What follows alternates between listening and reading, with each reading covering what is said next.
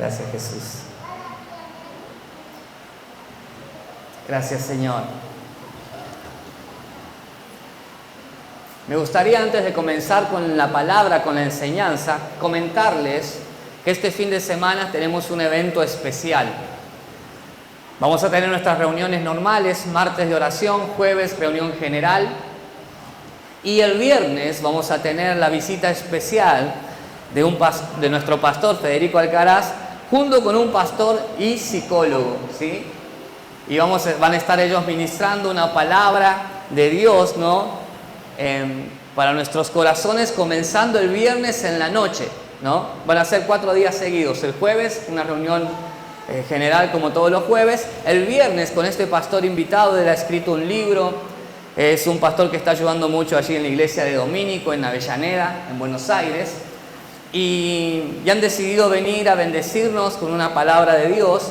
Y comenzamos el viernes en la noche. Ahí vamos a pasar bien los horarios. El sábado vamos a tener un seminario de capacitación desde el liderazgo. No significa que es solo para líderes. Desde el liderazgo en general, como familia, como matrimonio, desde el liderazgo empresarial, desde el liderazgo en la iglesia. Y el seminario va a comenzar en la mañana, vamos a tener un pequeño break y continúa en la tarde.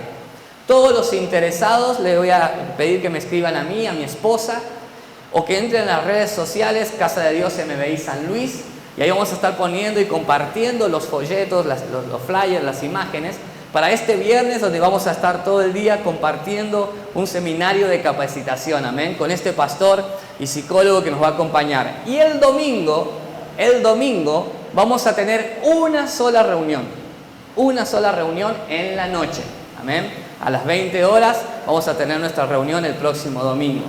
Quería avisarles, y cualquier duda usted me escribe, amén, o a mi esposa, o consulta en las redes sociales, los chicos ahí van a estar pasándole bien los horarios. Ahora sí vamos a entrar a la palabra de Dios. Habíamos comenzado a leer Segunda de Crónicas 7:14. Segunda de Crónicas 7:14. Y esta enseñanza la comenzamos desde hace ya aproximadamente 3 o 4 reuniones atrás. Comenzamos a escudriñar este texto, a escudriñar este mensaje, desglosarlo y reforzar cada enseñanza y cada palabra que nos deja Dios por medio de este libro. Y Segunda de Crónicas 7:14, gracias Steffi, dice así: si se humillare mi pueblo, sobre el cual mi nombre es invocado, y oraren y buscaren mi rostro y se convirtieren de sus malos caminos, entonces, dice Dios, yo oiré desde los cielos y perdonaré sus pecados y sanaré su tierra. Amén. Las promesas de Dios que se cumplen, porque Dios no es mentiroso, no es hijo de hombre no es hombre para que mienta, ni hijo de hombre para que se arrepienta. Él cumple sus promesas. Sin embargo, nos deja un camino trazado y tiene que ver con una entrega voluntaria de nuestra vida a Él. Aquellos que no escucharon las enseñanzas pasadas pueden buscarlo en el canal de YouTube, Casa de Dios MBI San Luis, y ahí están las enseñanzas del principio de este texto, donde hablábamos de la importancia de humillarnos. Qué difícil es a veces reconocer nuestros errores, qué difícil es reconocer que necesitamos a Dios y sin su ayuda no podemos. Recién lo decía Steffi, muchas veces queremos hacer todo solo, pero Dios nos llama a ser humildes. Decirle que tenés a tu lado, sé humilde. Sé humilde. Y si podés decirle, sé humilde como yo, decíselo, ¿no? Con toda humildad, vos decíselo, sé humilde como yo. La humildad, ¿no? Delante de las personas, y la humillación delante de Dios. La humillación no es algo forzado, no es algo violento, es una acción voluntaria, como recién decía, donde nosotros decimos, si mi vida entera es lo que quieres, Señor, me rindo a ti. Reconozco tus señoríos, reconozco tu deidad sobre mi vida, me entrego a ti. Entonces es muy importante comenzar a tener un corazón humilde y humillado delante de la presencia de Dios. Humilde y humillado cuando hay un consejo basado en la palabra de Dios. Humilde y humillado cuando se trata de obedecer a aquel que todo lo puede, a este Dios eterno. Amén. Dice, sobre el cual mi nombre es invocado. Y hablamos del nombre que sobre todo nombre que se nombra. La enseñanza que nos dejó Jesús por medio de la palabra. Y así mismo lo decía Jesús, que cualquier cosa que pidiéramos al Padre en el nombre de Jesús, el Padre os lo dará. No necesitamos otros intercesores o intercesoras. El Dios verdadero es único y poderoso para transformar nuestras vidas. Por eso nosotros invocamos el nombre de Dios, ¿no? Y en el nombre de Jesús declaramos libertad, declaramos liberación. En el nombre de Jesús tratamos de imitar sus pasos, amén. Y le pedimos a Él, por medio de su Espíritu Santo, que nos llene. Por medio de su Espíritu Santo, que nos guíe, que nos dé sabiduría. Por eso es importante también poder escudriñar la palabra y de a poquito ir conociendo de este Dios eterno, amén. Ese es el nombre que invocamos. La vez pasada hablamos sobre la importancia de la oración y no quiero explayarme mucho, pero yo le decía a los hermanos, imagínense que la oración es como el alimento diario de nuestras vidas. Normalmente necesitamos desayunar, almorzar, merendar y cenar, ¿no? No todos cumplimos los 4 alimentos, pero durante el día todos comemos, ¿no? Imagínense que la oración fuera el alimento de su espíritu. Hasta el día de hoy, domingo, ¿cuánto comió? Del lunes al domingo, ¿cuánto comió y bebió por medio de la oración? La búsqueda y la conexión que tenemos con Dios. Y usted me dice, no oré. Entonces, lamento decirle, tiene un serio signo. Me voy a involucrar, tenemos un serio signo de desnutrición espiritual. Porque la oración tiene que ver con la conexión y la comunicación que tengo con Dios. Porque no sé si usted lo sabía, pero Dios es real. Dios es todopoderoso. Dios está esperando poder hablarle por medio de su palabra, hablarle por medio de su presencia. ¿Y cómo hago para encontrarme con Dios? Orando. Buscando su rostro mediante la oración. Y hablábamos la vez pasada de la importancia de la oración. Yo no puedo querer que Dios me hable si no lo busco en oración. Si menosprecio la oración, si no tengo tiempo para orar, entonces ¿cómo Dios me habla? Si yo no doblo mis rodillas en mi habitación y busco su rostro, busco su presencia. Amén. Entonces es vital en tu vida y en mi vida para fortalecernos aún en las que son nuestras debilidades, para que su espíritu se fortalezca en nosotros, tener una vida de oración. Desde mañana lunes vamos a decir, bueno, desayuné, ¿no? Me tomé unos mates con unos bizcochitos, hacia mi cuerpo lo alimenté. Ahora es tiempo de alimentar mi espíritu, necesito orar. Almorcé una rica comida que me preparó mi esposa, o todavía te queda la sorpresa de tu esposa para el Día de los Enamorados, ¿no? ¿A cuántos le queda? A mí no, porque no me dio nada. No es un reproche, pero bueno, si a vos te queda algo de lo que te regalaron para el Día de los Enamorados, comí lo que quedó, ¿no? Pero alimenté mi cuerpo, ahora también necesito alimentar mi espíritu, necesito orar, amén. Y vamos a cerrar ya con esta enseñanza hoy. Lo que me llamó mucho la atención dice, y oraren. Y después, ¿qué dice el texto? Y buscar en mi rostro. O sea que la oración no es lo mismo que buscar el rostro de Dios. La oración tiene que ver muchas veces con mi conexión con Él, con mis peticiones delante de Él, con mis oraciones hacia mis amados, con la búsqueda del conocimiento de su presencia, con una pedida de ayuda a Él, que Él me dé su sabiduría para comprender la palabra. Pero buscar el rostro de Dios tiene que ver con buscar hacer su voluntad. Cuando yo comienzo a buscar el rostro de Dios, queda a un lado mi vida, mis anhelos, mis peticiones. Lo cantábamos recién, mi vida entera queda a un lado. Señor, quiero hacer tu voluntad. Quiero saber cuál es el propósito que tú tienes para conmigo. Quiero saber cuál es el propósito que tú tienes para mi vida. Porque hay muchas personas que puede que sepan orar. De hecho, le pasamos el micrófono y saben orar por la costumbre. Pero hasta el día de hoy no sepan cuál es su propósito. Esta mañana le decíamos a los hermanos, dígale al que tiene a su lado, vos tenés un propósito, ¿no? Y los hermanos decían, vos tenés un propósito. Y después le agregamos una pregunta, ¿cuál es tu propósito? Así que pregúntenselo a ver si les responde. ¿Cuál es tu propósito? ¿Cuál es tu propósito? ¿Por qué estás acá? ¿Cuál es el propósito del cual has venido? ¿Cuál es el propósito que te hace levantar todas las mañanas? ¿Cuál es el propósito que te lleva a buscar de Dios? Y podemos pasar toda nuestra vida buscando, ¿no?, congregándonos, pero si no buscamos el rostro de Dios, difícilmente comprendamos cuál es nuestro propósito. A veces pensamos que el propósito de Dios tiene que ver, en mi caso, por ejemplo, cuando estoy predicando la palabra de Dios, pero quizás este es un objetivo momentáneo que Dios plantó en mi vida, pero no es el todo del propósito que Dios tiene para mí. Necesito buscar su rostro, porque cuando no tenemos propósito, no tenemos dirección. Muchas personas nos hemos encontrado con Jesús, hemos sentido su presencia, pero al pasar el tiempo nos acostumbramos a la rutina eclesiástica: congregarnos, cantar, escuchar una palabra, ofrendar, orar antes de irnos y volvemos a casa. Y así toda la semana, ¿no? Y pensamos que eso solamente es el propósito de Dios, pero el propósito de Dios va más allá de nuestros deseos, de nuestro confort. Y solamente vamos a descubrir el propósito de Dios para nuestras vidas buscando su rostro. Porque cuando vos buscas su rostro, querés hacer su voluntad. Cuando uno busca el rostro de Dios, tiene que ver con una relación profunda con Él. Te hago una consulta: ¿vos estás seguro que estás cumpliendo en este tiempo el propósito de Dios para tu vida?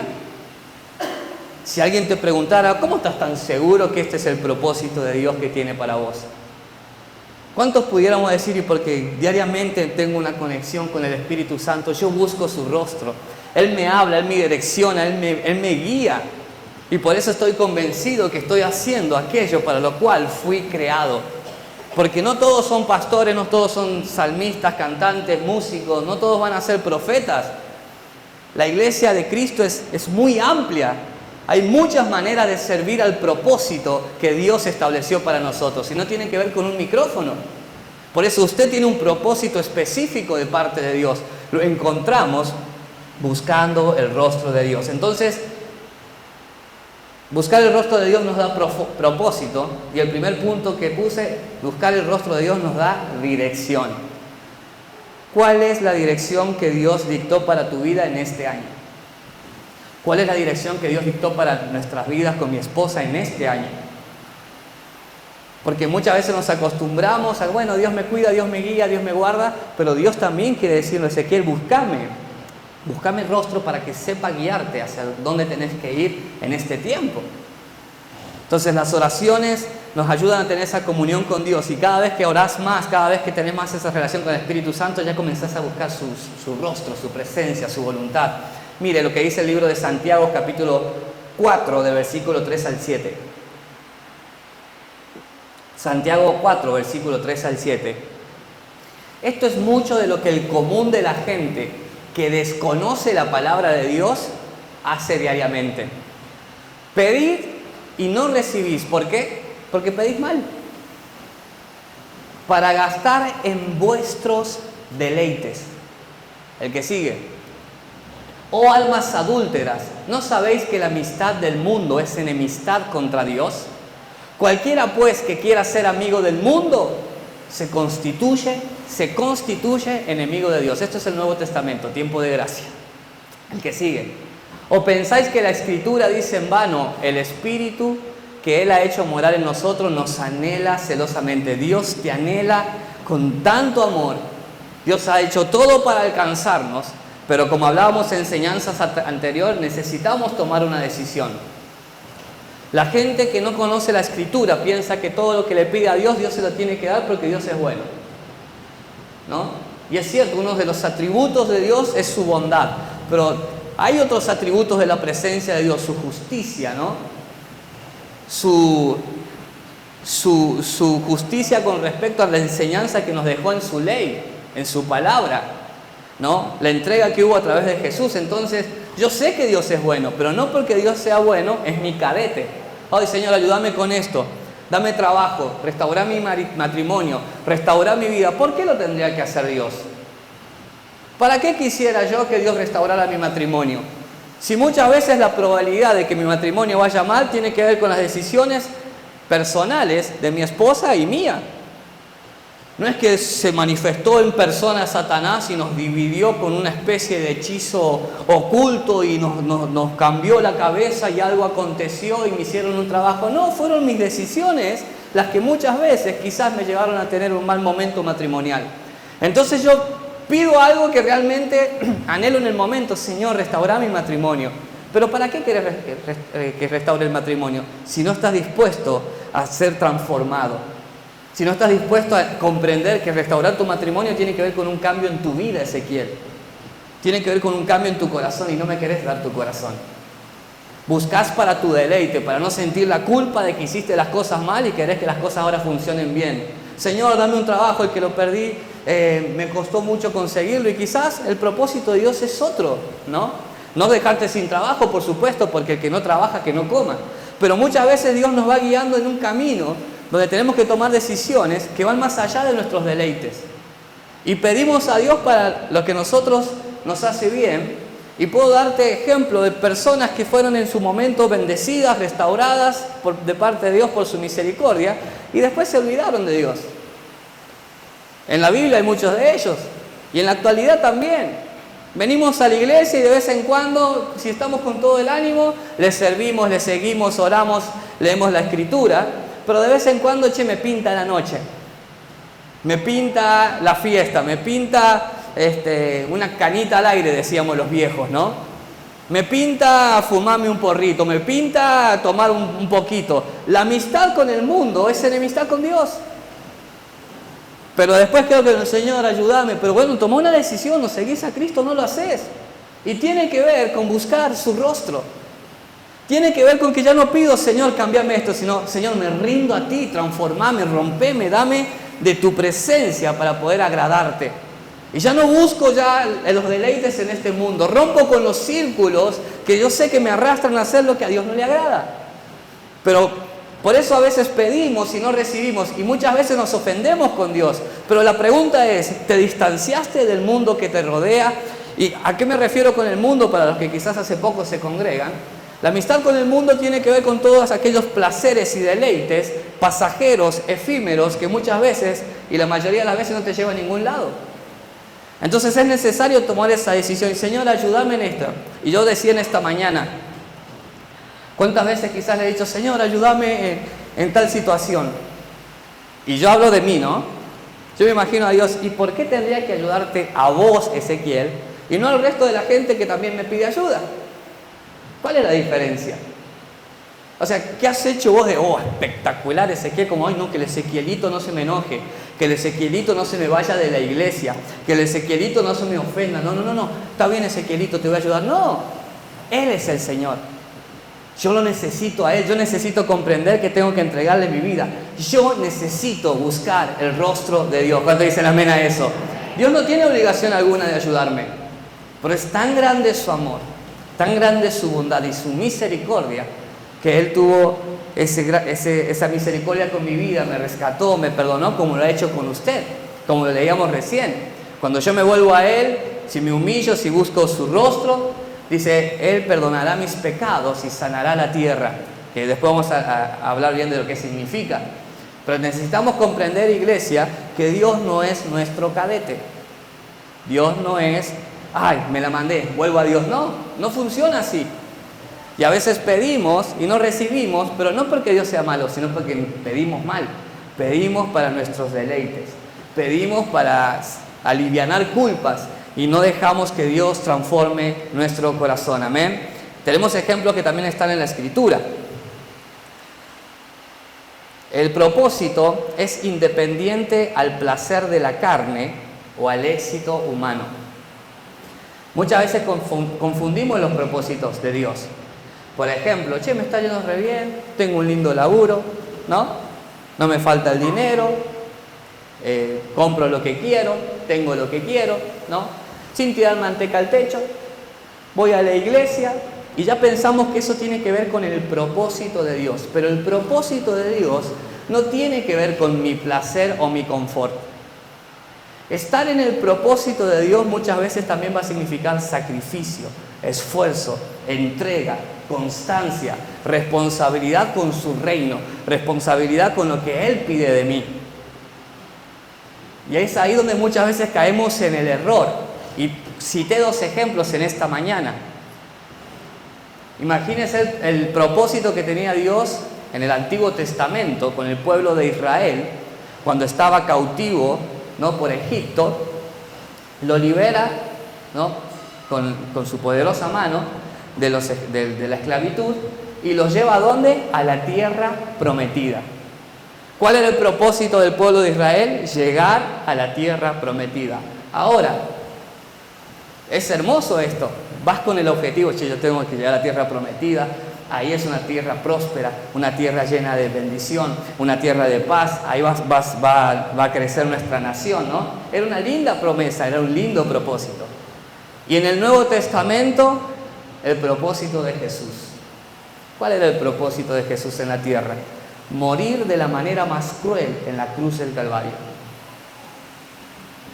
Y vos me decís, ¿cuál de los dos es propósito? No, pareciera que es el primero, porque vas a un lugar próspero. No, los dos son propósitos de Dios. Pero el propósito de Dios no tenía que ver con el placer de la carne, tiene que ver con hacer su voluntad. Y el pueblo de Israel, si usted lee el Antiguo Testamento, ellos lograron la libertad. Vieron prodigios, vieron maravillas, vieron señales, pero en un camino que tenía que ser de 40 días y 40 noches, se convirtió en un camino de 40 años. ¿Por qué? Porque el pueblo de Dios en aquel entonces comenzó a preocuparse por su comodidad, por lo que le hacía falta, por sus problemas, por lo que le acontecía a ellos. No habían comprendido que el propósito de Dios era llevarlo a la tierra prometida, pero el camino muchas veces tiene adversidad. Y por más que haya adversidad en tu vida, no significa que Dios no esté con vos, significa que es parte del propósito. No confundamos propósito de Dios con el confort que el mundo ofrece. Hoy, lo decía en la mañana también, hablaba con mi esposa la otra vez, pareciera que hoy los apóstoles de este tiempo son apóstoles, pero porque viajan a otras naciones, porque tienen una vida próspera, porque tienen un buen poder adquisitivo, ¿no? Cuando los apóstoles de la palabra de Dios, los discípulos de Jesús, ¿no?, estuvieron en cárcel, perseguidos, azotados, asesinados, aserrados, apedreados, ¿no?, quemados vivos, crucificados, pagaron un alto precio que no tenía que ver con el confort que el mundo ofrece. Por eso a veces pensamos, no, voy a ir a Dios y las cosas me van a empezar a salir bien. No, capaz que no, Capaz que no. De hecho, a veces uno le entra ese apuro con amigos, a veces que hoy tenemos la confianza, comenzaron a venir y al poco tiempo se quedaron sin trabajo. Y yo en chiste le digo, porque no creemos eso, por eso lo digo en chiste, le digo, che, ¿no seremos nosotros la yeta? Le digo, ¿no? Porque empezaron a venir y al poco tiempo sin trabajo. Y vos decís, Dios, pero voy a tu iglesia. ¿Y quién nos enseñó que buscar a Dios tiene que ver con el placer de mi vida, con la comodidad de mi corazón, con que me arreglen mis problemitas que muchas veces yo mismo me metí? No tiene que ver con eso. El propósito de Dios tiene que ver con la salvación en Cristo de un infierno eterno y con la extensión de su reino, con conocerle de verdad. Amén. Entonces el pueblo de Israel tenía hambre. Oh, Moisés, tenemos hambre. Bueno, llovía maná del cielo, ¿no? Tenemos sed, golpeaba la peña y brotaba agua de una peña, ¿no? Porque Dios nos ama de tal manera que nos va cuidando en el camino. Pero cuidado, no sea que tus deleites o tu confort esté adormeciendo tu propósito. No sea que yo, bueno, ya estamos bien acá, ¿no? Tenemos 2 reuniones, en la semana tenemos con los jóvenes, yo me siento bien. Y yo piense que ya está el propósito de Dios cumplido en mi vida. No, para nada. Para nada. Yo no me puedo conformar con el placer de mi carne. Yo necesito comprender que el propósito de Dios me da una dirección que va mucho más allá de mi placer. Ayer estuvimos en un casamiento de unos jóvenes de aquí, que me extraña que no hayan venido. Ayer se casaron y hoy no vinieron, no sé por qué. Bueno, y algunos de los hermanos, ¿no?, que tiraron pasos prohibidos, me estoy yendo por las ramas. Bueno, ok. Pasamos una hermosa noche, compartimos una enseñanza de la palabra en la ceremonia, y siempre recuerdo esto. Alguna vez una persona también me dijo, pastor, quería hablar con usted porque quiero proponerle matrimonio a mi novia, ¿no? La acción original sería, uy, qué bueno, está bien porque está de acuerdo a la palabra. Y lo que yo le decía, pero ¿por qué quieres casarte? ¿Cuál es el propósito del casamiento? ¿Cuál es tu objetivo? ¿Por qué? Es parte del propósito en tu vida casarte. A ver, decime cuál es el objetivo. Y le decía esto que muchas veces acontece en las iglesias, porque si es que no te puedes guardar sexualmente, estás muy equivocado. No te puede guiar el placer para tomar decisiones. Por eso hay muchos matrimonios fallidos, porque dicen, no, bueno, ay, no puedo aguantar, quiero estar con ella, quiero como muchas veces dicen vulgarmente por ahí, muchas navidades y pocas noches buenas, ¿no? Entonces están desesperados y piensan que la solución es casarse para que ahora sí podemos tener relaciones sexuales dentro del marco del matrimonio que a Dios le agrada. Te está guiando el placer, no el propósito. Y cuando te guía el placer, hay muchas probabilidades de fracaso. Porque el matrimonio no tiene que ver solamente con lo sexual. Es una parte de un pilar de la intimidad, pero no es la más importante, no es la única. El propósito del matrimonio es más profundo que solamente estar bien delante de Dios para tener relaciones sexuales. Por eso es importante, y le decía a este joven, mira, si te cuesta mantenerte en santidad, hay otras maneras de hacerlo. Porque el matrimonio requiere una entrega, un negarse a sí mismo, un compromiso de cuidado hasta que Cristo venga, hasta que vos partas de esta tierra. No tiene que ver con tu placer. Cuando nos guía el placer, capaz que nos casamos, todas las cosas van bien, pero cuando empiezan los problemas, ahí comienzan las excusas. ¿Por qué? No, yo le engañé porque se empezó a poner diferente. Y bueno, pero ¿cuál es tu excusa? O sea que la única manera de ser fiel en el matrimonio es que te sirvan como un señor.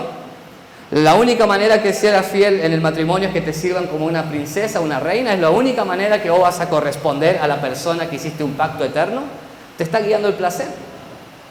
Hay muchos momentos de tristeza en el matrimonio, muchos momentos de abstinencia en el matrimonio, hay muchos momentos de desacuerdos en el matrimonio. Y porque ay, no me siento bien, comienzo a hacer la que yo quiero. No, a mí no me guía el placer, me guía el propósito.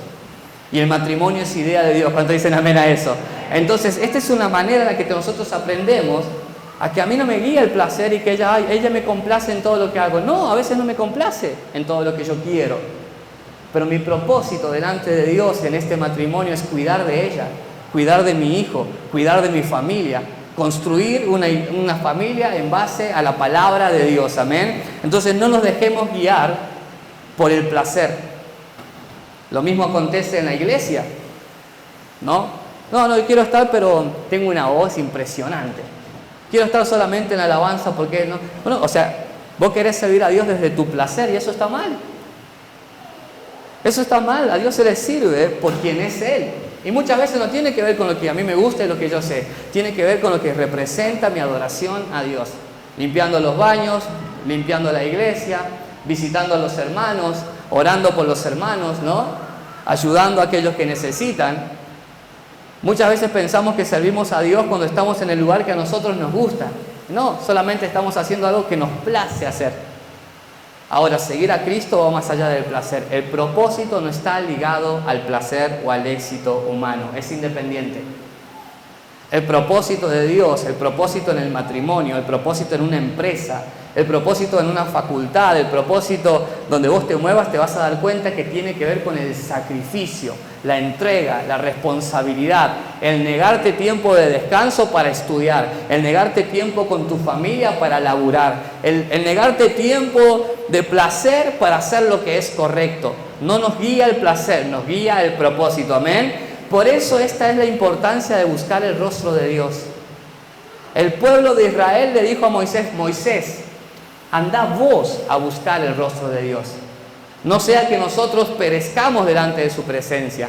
Entonces Moisés le comunicaba el propósito de parte de Dios al pueblo, pero las personas tenían la costumbre de mirar solamente a Moisés y se quejaban con Moisés, blasfemaban de Moisés, blasfemaban de Dios, porque ellos no buscaban el rostro de Dios. Esto acontece en las iglesias cuando muchas veces las personas piensan que la salida está en una figura pastoral, en una figura apostólica, en una figura profética. No, usted tiene que buscar el rostro de Dios. Porque Dios quiere hablarle a usted. ¿Cuántos dicen amén a eso? Entonces, si yo hoy estoy bien, no significa que, mira, todo me está saliendo bien porque Dios está conmigo. No, cuidado con eso. Cuidado con que las cosas no salgan bien porque yo estoy con Dios. No, porque no necesariamente siempre nos van a salir las cosas bien. Tampoco todo nos va a salir mal, ¿no? Pero yo voy al punto de vista donde a veces nos conformamos y ya dejamos de buscar el rostro de Dios. Ya dejamos de buscar su propósito. Nos da dirección, nos da objetivos. Como le decía recién, el pueblo de Israel pasó 40 años en el desierto por falta de propósito en sus corazones. Que el placer no sea tu guía, como decíamos recién. Yo recuerdo, daba este ejemplo. ¿Cuántos conocen que David, ¿no? El rey David, era conforme al corazón de Dios? Y David había logrado muchas victorias, muchas hazañas, ¿no? El gran salmista David. Pero en un momento, cuando era el tiempo que los reyes iban a la guerra, David se quedó en su palacio, paseaba en su palacio, y desde la ventana ve a una mujer bañándose, a Betsabé, ¿no? Él estaba en su palacio, en su zona de comodidad, cumpliendo hasta ese momento con lo que Dios le había mandado hacer, pero decidió, ¿no?, disfrutar de lo que se había ganado dignamente, digámoslo de esa manera, ¿no? Y cuando ve a esta mujer bañándose, ¿no?, lo guió el placer a tomar las decisiones más incorrectas en su historia. Preguntar por ella, saber que era casada y aún así la mandó a llamar. Estuvo con ella y al poco tiempo mandó a asesinar, a poner en el frente de batalla al marido de esta mujer, de Betsabé. ¿Todo por qué? Porque, bueno, Dios está conmigo, soy próspero, estoy cómodo. No hace falta tanta oración, no seamos tan legalistas, no seamos tan religiosos. Tanto vamos a ir a la iglesia. Pará, loco, también está bueno disfrutar, tomarse sus días libres. Y a veces hacemos del propósito de Dios un placer. Y si estoy bien es porque Dios está conmigo. Y no. Necesitamos tener la guía del Espíritu Santo mediante la entrega. El pueblo de Dios se negó a buscar el rostro de Dios y las consecuencias fueron años dando vueltas en un desierto. En ese momento, distraído quizás o seducido quizás, David con el confort hizo lo incorrecto delante de Dios. Fue guiado por su placer. Recuerde, amada familia, es importante reconocer que necesitamos buscar el rostro de Dios. Los discípulos de Cristo caminaban con el mismo Jesús en la tierra, ¿no? Vieron los milagros, vieron las maravillas, vieron los prodigios que Jesús hacía. Pero en el momento de dificultad, donde las vidas de ellos peligraron, ¿no?, por temor y por miedo que muchos de nosotros quizás hubiésemos tomado las mismas decisiones, le negaron, lo dejaron solo. Una vez que murió Jesús, volvieron a su antigua manera de trabajar, de vivir. O sea, se apartaron del propósito por los momentos difíciles. Y es que el propósito de nuestra vida no tiene que ver con toda una vida siempre lineal hacia arriba. Tiene altos y bajos y más profundos. Y de ahí Dios nos saca y volvemos hacia arriba y vuelve abajo, ¿no? Pero tenemos que comprender cuál es el propósito de Dios para nosotros. Necesitamos buscar el rostro de Dios. ¿Cuánto dicen amén a eso? Y es esto lo que nos va a dar la dirección. Adán y Eva estaban en el Edén, en el huerto, no tenían que hacer el trabajo de ponerle el nombre a los animales, labrar la tierra, ¿no? Y Dios le dijo, solamente no comas de este árbol, de la ciencia del bien y del mal, ¿no? ¿Qué hizo Adán y Eva? ¿No? Tomaron de ese fruto y comieron de ese árbol. Satanás, en la gloria de Dios, ¿no?, quiso ser como Dios y fue desterrado, destituido desde el cielo, ¿no? Y estaba en la presencia del mismo Dios, ¿no? Esto me lleva a mí a comprender que yo no tengo excusas para decir, no, Dios, pero no buscaba tu rostro porque la pasé mal. O no, Dios, no buscaba tu rostro porque como estaba tan bien. Siempre vamos a tener quizás una excusa antes de reconocer que no buscamos el rostro de Dios como debiéramos. No buscamos el propósito de Dios para nuestras vidas y muchas veces no vamos en pos de Él. Y esto es peligroso para nosotros porque podemos estar en una congregación, que es buenísimo hacerlo, no lo deje de hacer, pero sin conocer su propósito. Mire si el propósito de Dios tenía que ver con algo totalmente lejano a San Luis, totalmente lejano a lo que hoy está haciendo. Y como no lo sabemos, no lo aplicamos, y ahí comienzan las falencias, las carencias, ahí comenzamos a ver el error del otro, ¿no? Al principio, como todo trabajo, ¿no? En todo trabajo al principio te sentís bien, bueno, pues comencé a trabajar, eso es una buena, no, estoy en blanco, eso es una buena, pero al pasar el tiempo vas viendo los errores, ¿viste? Tengo que salir más tarde, el feriado me toca trabajar, ¿no? Y empezamos a quejarnos de lo que alguna vez añorábamos, ¿no? Lo mismo acontece en la iglesia, al principio, ay, qué buena gente, no, qué bien que me llevo con los chicos, pero al pasar el tiempo, cuando no tenemos propósito, comenzamos a sentirnos tan estancados que buscamos la responsabilidad en el otro. Y somos nosotros mismos los que no buscamos su rostro, el rostro de Dios. Señor, ¿cuál es tu propósito para mí? ¿Qué querés, Señor, con mi vida? Iglesia, es necesario volver a buscar el rostro de Dios. Es necesario volver a conocer el propósito con el cual Dios nos llamó. Es necesario hacer su voluntad. ¿Cuántos dicen amén a eso? Porque la voluntad de Dios es buena, es agradable y es perfecta. Por eso hoy quería invitarte por medio de esta palabra. Yo no sé en qué etapa de tu vida estás. No sé las dificultades que te rodean, no sé las decisiones que tenés que tomar. Pero es muy importante buscar el rostro de Dios para que sepas en qué dirección continuar. Cómo vas a seguir en lo que queda de este año.